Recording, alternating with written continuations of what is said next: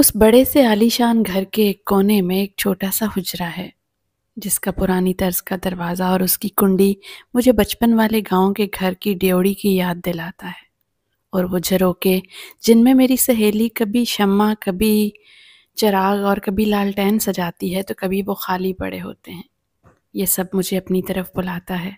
मैं जब भी उनके घर जाती हूँ तो मेरा दिल चाहता है कि वो मियाँ बीवी मुझे कहें कि जाओ तुम उस किताबों वाले कमरे में चली जाओ, लेकिन मेहमान नवाजी में शायद वो खुद से मुझे नहीं कहते और फिर मुझे पूछना पड़ता है कि मैं कुछ देर वहाँ चली जाऊँ, वहाँ जहाँ दीवार किताबों से महक रही है। बहुत से लफ्ज़ अपनी खुशबू समेत वहाँ मौजूद हैं। वो खुशबू जो सरहदों से मावरा कई दिमागों के जहन में आई और वो दिमाग अपने अपने वक्त के बेहतरीन दिमाग कहलाए। मीरो गालिब, फ्राइड, नीत्शे, सादित हसन मंटो, बुल्ले शाह, वारिस शाह, शाह हुसैन, क्या कुछ है जो वहाँ पर नहीं है। वो सभी लोग जो खुद तो चले गए लेकिन उनके लफ्ज़ अमर हो गए। उनकी सोच हमेशा हमारे साथ रहेगी। हम उसे छुएंगे, महसूस करेंगे, पढ़ेंगे। और फिर कहीं लफ्ज़ों मानी के खेल में अगर हम उलझ जाएं, हमारा दिमाग काम ना कर रहा हो तो वहाँ लुगात मौजूद हैं। उर्दू, पंजाबी, अंग्रेज़ी, सब लफ्ज़ों मानी का खेल रखा है।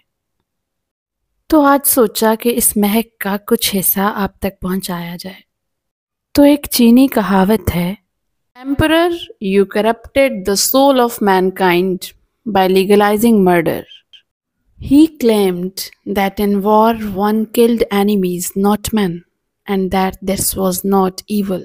जी हाँ, लाओजी लिखता है कि जब बादशाह से शिकवा किया गया कि किसी की जान लेने को कानूनी हैसियत देकर उसने इंसानियत की रूह के साथ ज़्यादती की है, तो उसने दावा किया कि नहीं, ऐसा नहीं, जंग में हम किसी इंसान को नहीं बल्कि अपने दुश्मन को मारते हैं और ये कोई गुनाह नहीं।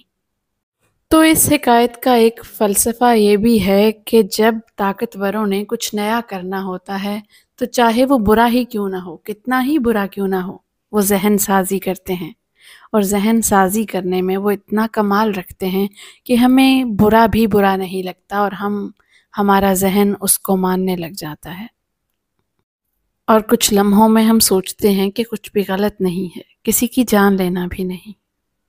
इंसान के दिमाग की पेचीदगी कभी कभी उसके रूह के खालिसपन पे वार करती है।